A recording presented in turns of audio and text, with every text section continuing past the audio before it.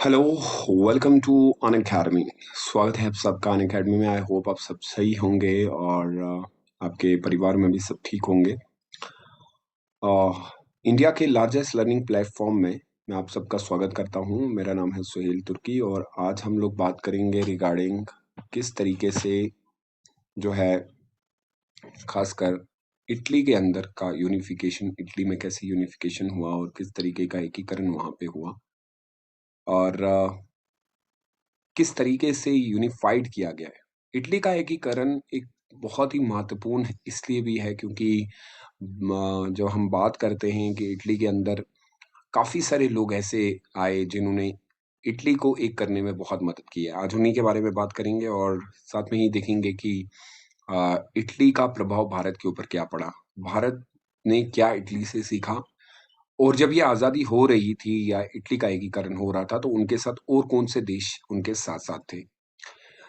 Video शुरू करने से पहले यदि अगर आप पहली बार अनअकैडमी में जुड़े हैं और आप मेरी क्लासेस लेना चाहते हैं, आप सर्च कर सकते हैं मेरा नाम सुहेल तुर्की अनअकैडमी के ऐप पे या मेरे आप टेलीग्राम पे जुड़ सकते हैं यूपीएससी मेंटोर और यूपीएससी मेंटोर यूट्यूब चैनल को भी सब्सक्राइब कर सकते हैं जहाँ पे मैं डेली जो है क्लासेस लेता हूँ एनसीईआरटी, करंट अफेयर्स और मॉडर्न इंडियन हिस्ट्री की। यहाँ पे आप अगर प्लस सब्सक्रिप्शन लेते हैं तो आप टॉप एजुकेटर के साथ आपको पढ़ने का मौका मिलेगा जो प्रॉपर्ली आपको गाइड करेंगे। यूपीएससी सीएसई 4 इन ऑफर चल रहा है, one subscription to crack it all. यानी अगर आप 1 साल के लिए यूपीएससी के लिए जुड़ना चाहते हैं अनअकैडमी के साथ तो यू हैव टू पे 57,500 rupees for the period of 1 year. वो भी 10% और उसमें आपको लेस कर दिया जाएगा by using my code SUHAIL Suhail capital 10 Suhail 10 का इस्तेमाल करेंगे तो आपको 10% ऑफ डिस्काउंट मिलेगा। और अगर आप 2 ईयर्स के लिए जाते हैं तो 83,100, इसमें भी 10% ऑफ डिस्काउंट, जहां पे आपको एक कंप्लीट पैक के तौर पे जो है टीचर्स की गाइडेंस मिलेगी और 2 साल तक आप अपनी एनसीईआरटी या बाकी की जितनी भी क्लासेस है वो देख पाएंगे। आप यहाँ पे टॉप एजुकेटर्स के साथ साथ उन लोगों के साथ भी जुड़ सकते हैं जिन्होंने ऑलरेडी एग्जाम क्वालिफाई किया है ताकि वो आपको प्रॉपरली मॉनिटरिंग कर सकें किस तरीके से आप आंसर लिखते हैं या बाकी की चीज़ें। प्लस सब्सक्रिप्शन में आपको study plan, study material, expert की गाइडलाइंस, टेस्ट एनालिसिस और पर्सनल गाइडेंस। यहाँ पे आप यूज़ कर सकते हैं मेरा कोड सुहेल 10 और आपको 10% ऑफ डिस्काउंट मिलेगा। अभी हमारे कोर्स 19 मई को स्टार्ट हो रहे हैं जहां पे आप 2 ईयर बैच, 1 ईयर बैच के लिए जुड़ सकते हैं एनसीईआरटी के कोर्सेज और अपार्ट फ्रॉम दैट आप टेस्ट सीरीज के लिए जुड़ सकते हैं जहां पे आप मेरा कोड यूज कर सकते हैं Suhail 10 to unlock this test series. Unacademy Combat में भी आप जो है हर संडे जो है पार्टिसिपेट कर सकते हैं। 1 year batch for UPSC CSE start होने वाला है जहां पे मैं क्लासेस ले रहा हूँ लाइव एनसीईआरटी प्लस हमारी प्रीलिम्स टेस्ट सीरीज और अपार्ट फ्रॉम दैट जो है फाउंडेशन कोर्सेज की 2 ईयर बैच के लिए एनसीईआरटी प्लस सेम रहेगा और ये 2 जून से स्टार्ट हो रहा है। आइए आज बात करते हैं कि किस तरीके से खासकर एकीकरण की जब हम बात करते हैं, पर्टिकुलरली इटली की जब हम बात करते हैं तो इटली के अंदर किस तरीके का एकीकरण हुआ और किस तरीके से इटली के अंदर काफी सारे लोगों ने पार्टिसिपेट किया और किस तरीके से इटली को आज़ाद किया गया, यानी इटली आज़ाद कैसे होता है। अगर हम देखें तो यूनिफिकेशन ऑफ इटली का जो बैकग्राउंड है वो क्या दिखाता है हमें कि एक तो टेबल ऑफ कंटेंट इस वीडियो का ये रहेगा कि इटली का बैकग्राउंड, चार स्टेज ऑफ चार स्टेज के अंदर यूनिफिकेशन ऑफ इटली हुआ। इंपॉर्टेंट पर्सनैलिटीज ऑफ यूनिफिकेशन कौन कौन सी थी, हम मैजनी, काउंट कैवियर या गारबेल्ली को कैसे देखते हैं। अगर मैं बात करता हूँ, ये आप मैप देखें तो आप इस मैप में देख पाएंगे कि आपको इटली के साथ साथ रोम और इसमें एक सिटी आती थी वेडिसना सिटी जो कि बहुत इंपॉर्टेंट है। उसके बाद इटली को बहुत हिस्सों में डिवाइड किया गया था। ऑस्ट्रिया इसके ऊपर रूल करना चाहता था। काफी सारे अलग अलग कंट्रीज जो है वो अलग अलग इटली को डिवाइड करके रखा हुआ था। अब ये ऐप अगर ये इस मैप में अगर आप देखेंगे तो आपको पता चलेगा इटली के अलग अलग पार्ट किस तरीके से किए गए थे और इटली को कितना समय लगा इसको जो है एक करने में। काफी सारे अलग अलग हिस्सों में बांट के रखा हुआ था। सबसे पहली बात करते हैं कि इटली का एकीकरण कैसे होता है, unification of Italy. 19th century की मैं बात कर रहा हूँ, जब हमारे यहाँ पे सोशल रिलीजियस रिफॉर्म मूवमेंट चल रहा था तो इटली के अंदर कुछ बदलाव आ रहे थे। इटली एक अगर हम 19वीं शताब्दी में यूरोपियन देश के मध्य इटली महज एक भौगोलिक यानी कि जियोग्राफिकल एक एक्सप्रेशन था। जियोग्राफिकली अगर हम देखें उसको, इस समय इटली की जो हालत थी 19 सेंचुरी में, वो बहुत ही फ्रेगमेंटेड हो चुका था, विखंडित क्षेत्र था। और ये अलग-अलग क्षेत्रों में जो लगभग 1 दर्जन के हिसाब say about a dozen independent states में बटा हुआ था। यानी कि एक ही देश बहुत अलग-अलग हिस्सों में क्यों बटा हुआ था? एक सोचने का मतलब कि एक देश है और उसके अलग-अलग जो हिस्से कर दिए गए, क्यों किए गए? इससे किसको फ़ायदा हो सकता था?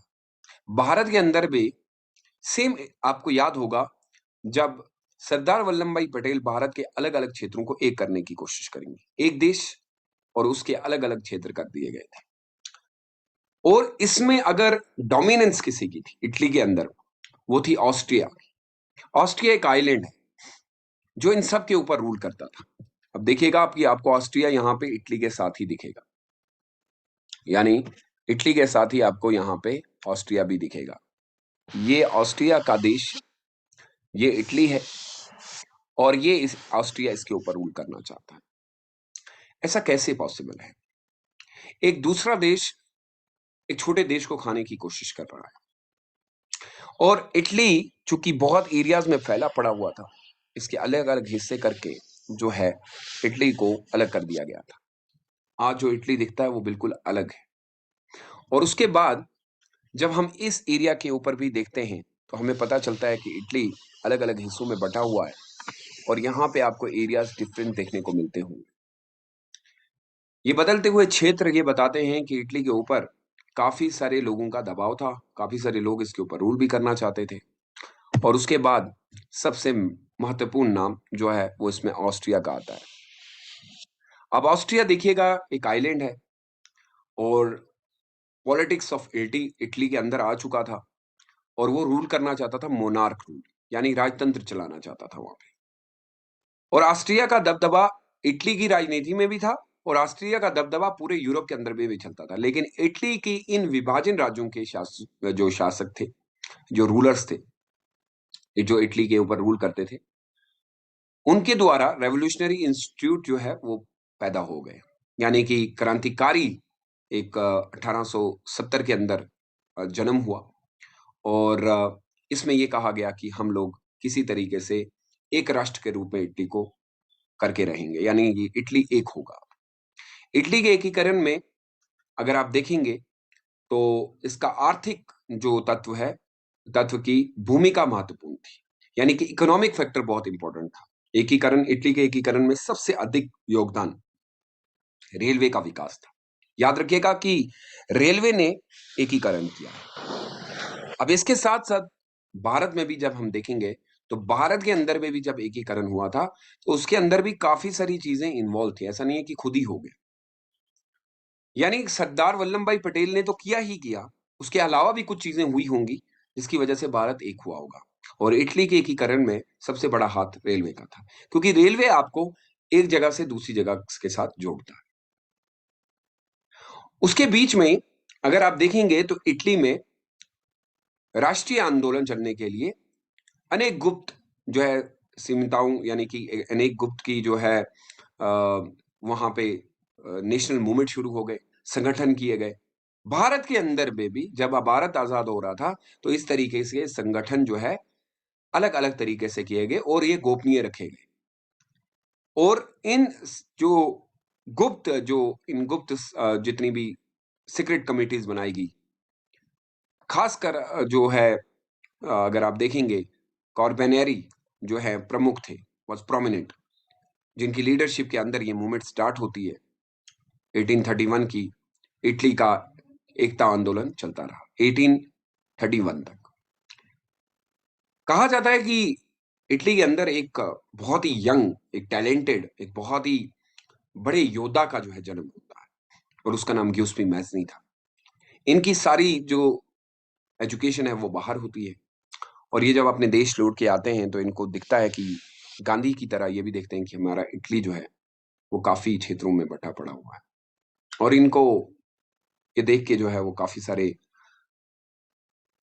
आंदोलन करते हैं और स्टेप उठाते हैं, और मैज़नी को फादर ऑफ इटली कहा गया। अब देखिए ये थोड़ा सा गांधी से रिलेट कर रहा है। मैज़नी को इटली का राष्ट्रीय आंदोलन का पिता कहा जाता है, जिन्होंने शुरुआत की।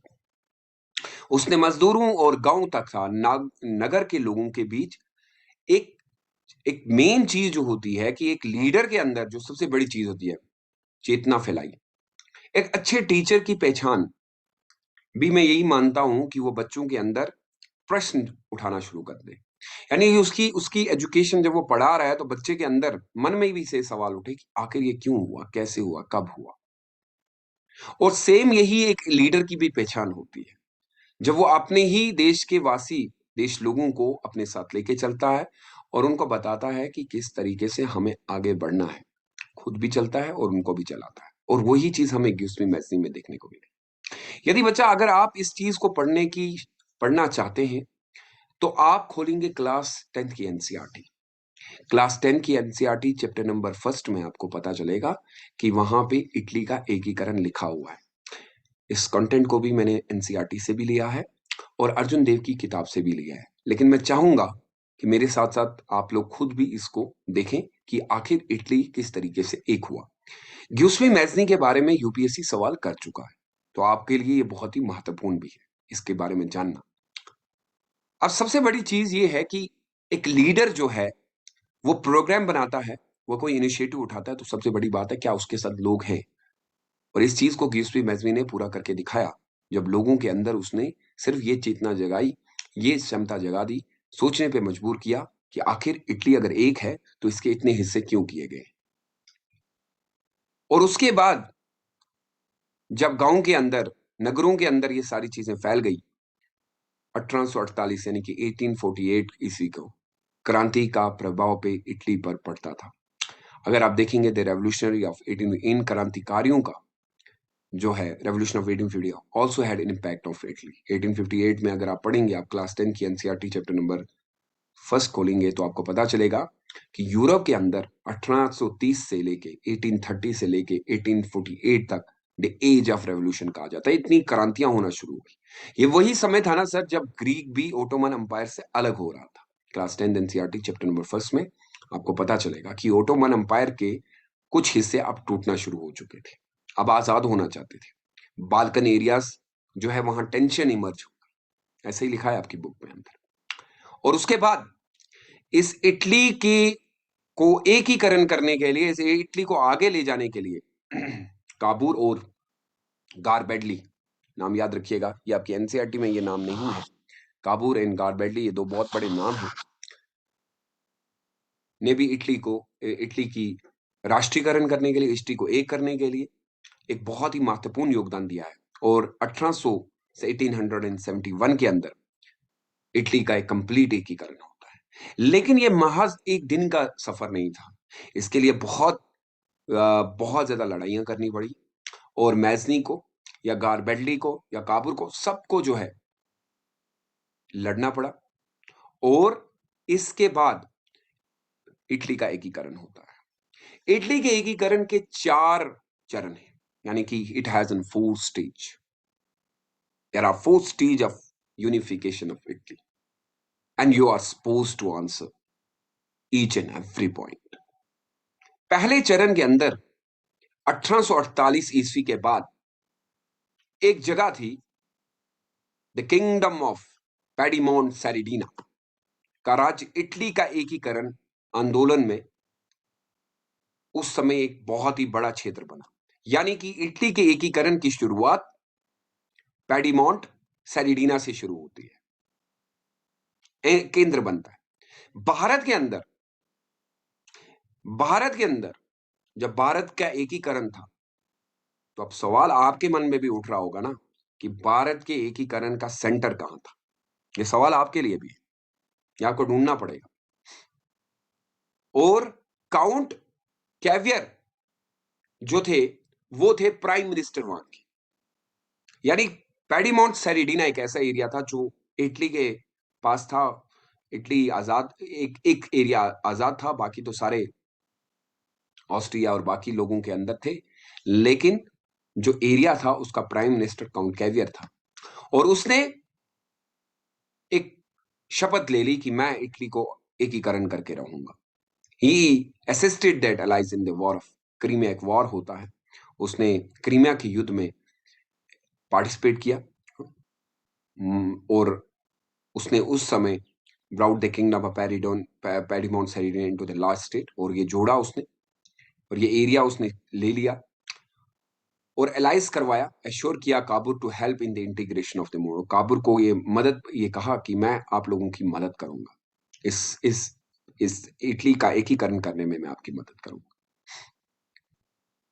अब याद रखिएगा कि द ट्रीटी ऑफ एक एकीकरण होता है एक संधि होती है काबुल, और उस समय जब हम बात करते हैं काबुल और नेपोलियन जो है एक वॉर लड़ते हैं, the treaty of Plombieres sign between Cavour and Napoleon third के बीच में एक संधि होती है, और काबुल से जो होते हैं वो काबुल से युद्ध में ऑस्ट्रिया से पराजित होते हैं।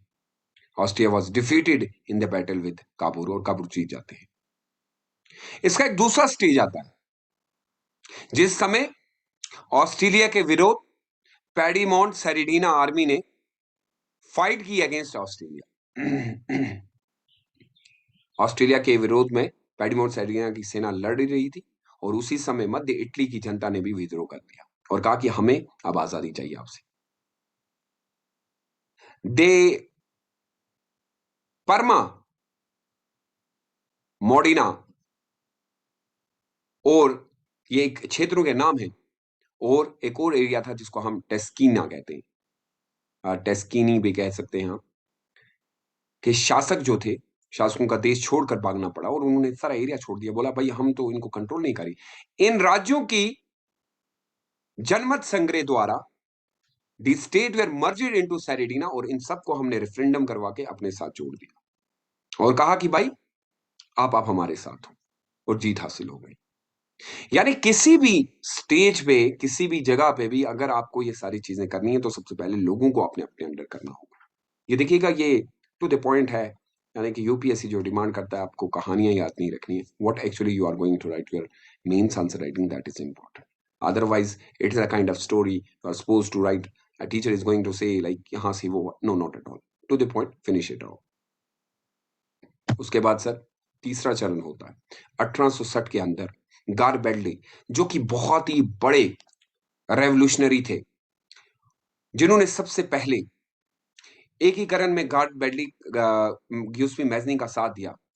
क्लास 10 की एनसीईआरटी चैप्टर नंबर फर्स्ट में लिखा हुआ है। गार बेडली जो थे वो बहुत ही तेज थे, उन्होंने एक अपनी आर्मी बनाई थी, रेड शर्ट आर्मी कहते थे उसको।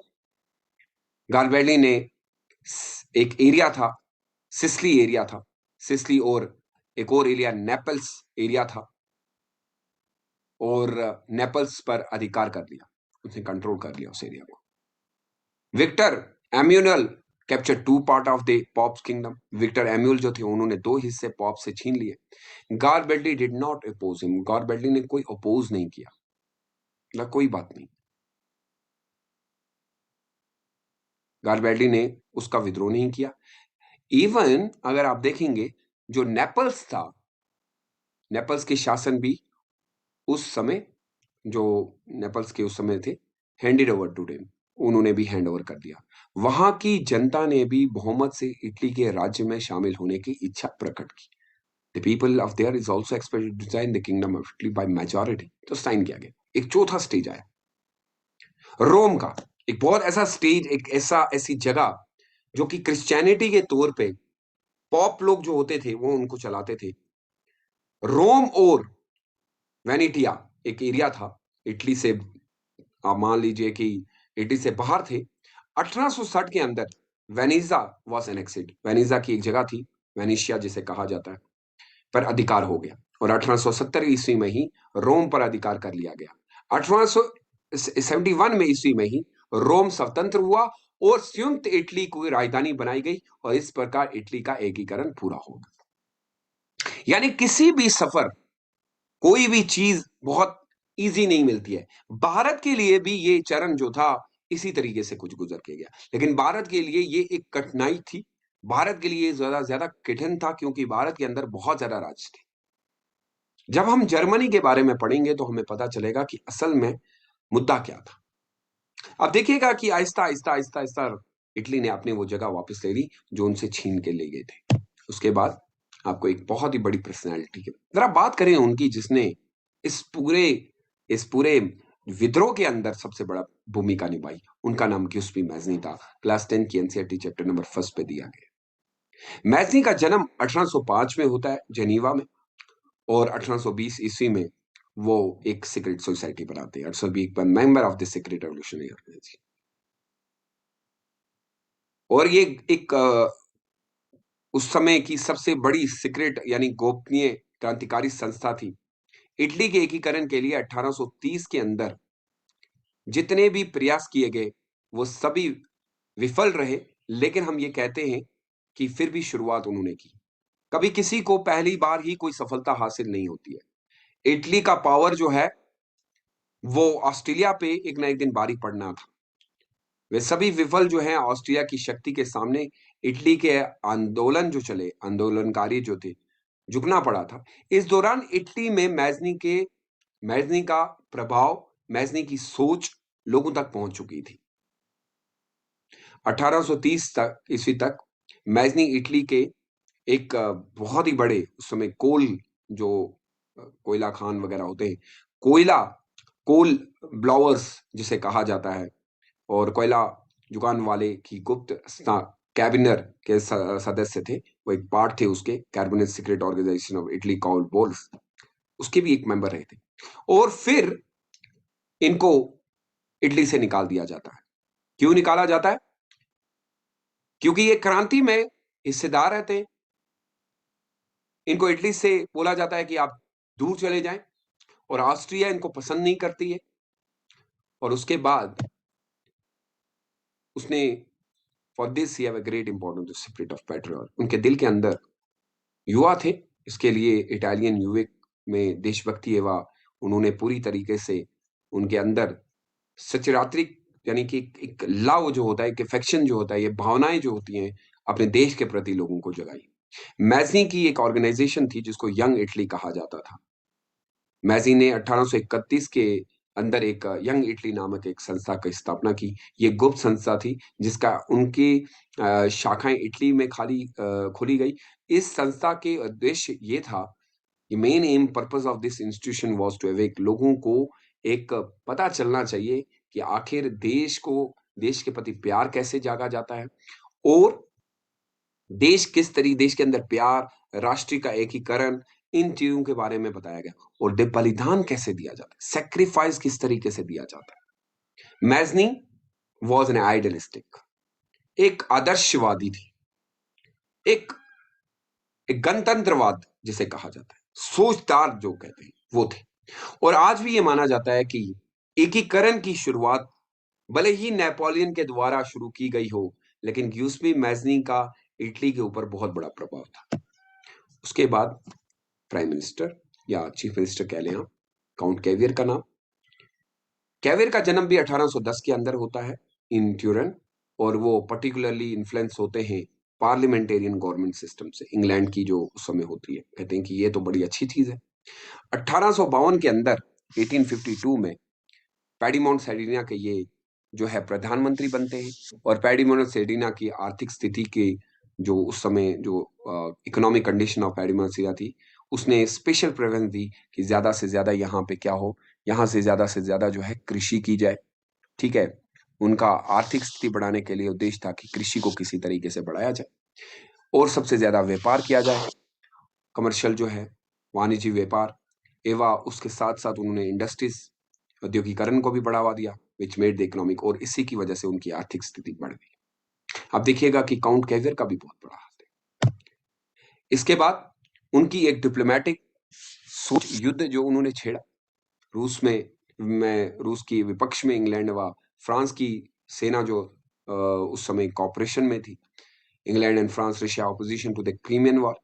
ही गेनेड द सिंपैथी, उसने अपनी एक दोस्ती बनाने के लिए उन समय उनका साथ दिया, कहा कि बाद में ये मुझे वापस मदद करेंगे, और एक सीक्रेट ट्रीटी उनके साथ की गई, प्लैम्बियस फ्रांस और with the cooperation of France और उसके बाद ऑस्ट्रिया रीजन को लंबार्डिया इटली जो है वो एक सक्सेस उनको मिली कैवियर को।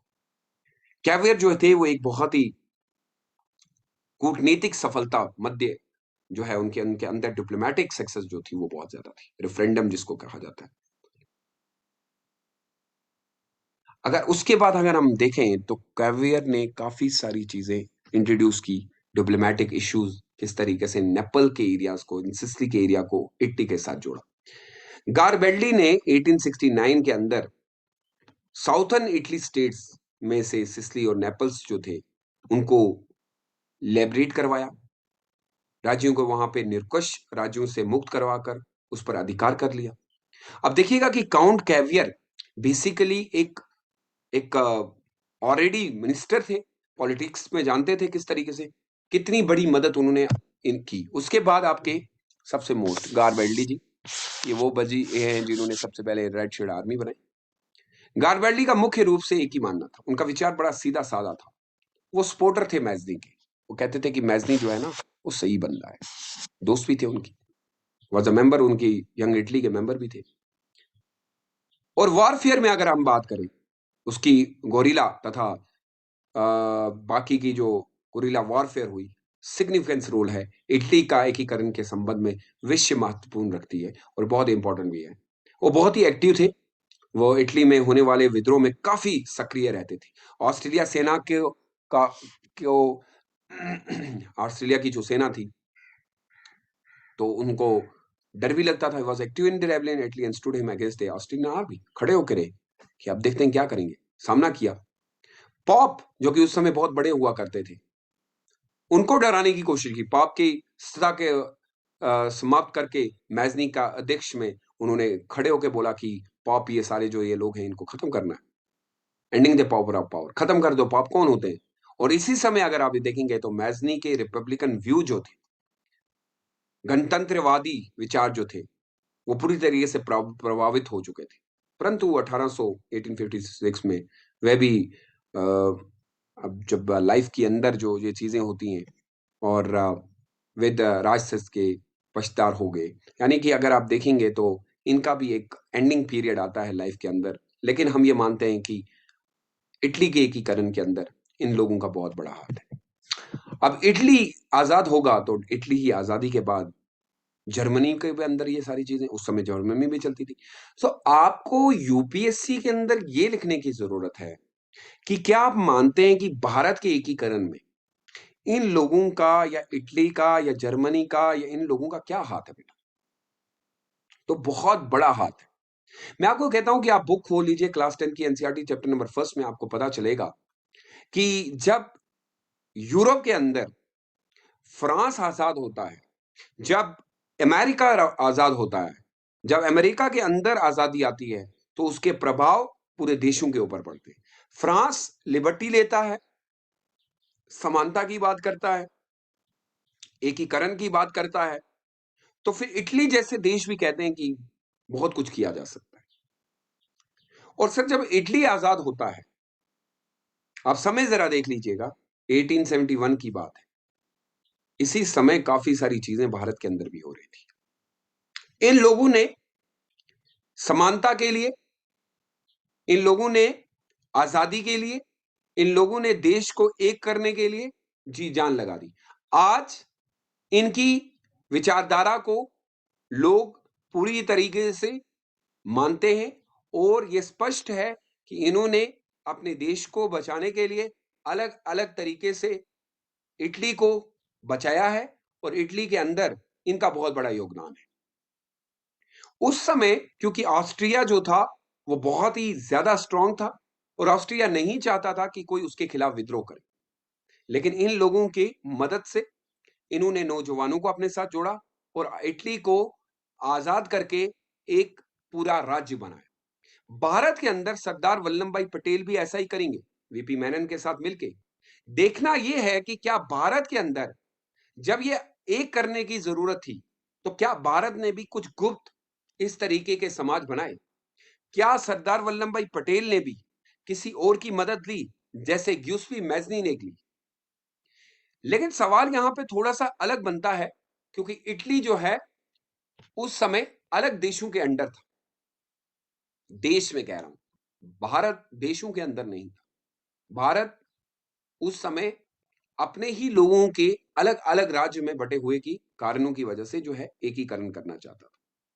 यानी अंग्रेजों के जाने के बाद भारत के अंदर बहुत ज्यादा जो है स्टेट्स बन चुकी थी। हर गली जो लुक्कड़ में आपको यही पता चलता था कि ये कोई नया बादशाह है। लेकिन यहां पे पता चला कि असल में भारत जो है उसको बहुत ज्यादा समस्या का सामना करना पड़ा इटली से, क्योंकि इटली के लिए ये थोड़ा इजी था। लेकिन हम फिर भी मानते हैं कि इटली ने आने वाले देशों को जो दिया वो बहुत ही बड़ी चीज थी, कि अगर आप एक हो जाएंगे तो देश को आपके देश को कोई नहीं हरा सकता। उस समय ऑस्ट्रिया जो था वो बहुत ही ज्यादा शक्तिशाली था, लेकिन शक्तिशाली को भी हराया जा सकता है यदि अगर आपके पास एकता हो। एकता जिस देश के अंदर होती है वो देश कभी टूटता नहीं। और इटली ने इसकी बहुत बड़ी मिसाल दी, जर्मनी ने इसकी बहुत बड़ी मिसाल दी, और फिर भारत के अंदर भी इसी तरीके का काम हो। So thank you so much मेरे साथ जुड़ने के लिए। आई होप आपको इटली का एकीकरण समझ आया होगा, मुझे उम्मीद है, क्योंकि टू द पॉइंट बात है, क्योंकि इस क्लासेस का नाम भी मैंने रखा है टू द पॉइंट। और उम्मीद करता हूँ कि जो हमें चाहिए उतना ही पढ़ने की ज़रूरत है। अब इसको घुमा-फिरा के इतना कुछ करने की ज़रूरत नहीं है। वर्ल्ड हिस्ट्री है, तो जितना 150 वर्ड में बन सकता है आपसे, उतना ही आप लिखें। फिर भी मैंने काफ़ी एक्स्ट्रा वर्ड दिए हैं, मुझे नहीं लगता है कि इससे ज़्यादा कुछ वर्ड लिखने की ज़रूरत है। और एनसीईआरटी इसमें इंक्लूड है, और जो अपडेटेड नोट्स हैं उससे मैंने लिया है।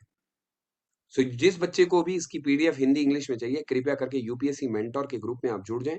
यूपीएससी मेंटर विद सुहेल तुर्की, वहाँ से आप इसके नोट ले सकते हैं। थैंक यू सो मच, अपना ख्याल रखिएगा। कल फिर मिलूंगा जर्मनी के एकीकरण के साथ। Thank you so much, stay safe and stay blessed, bye bye.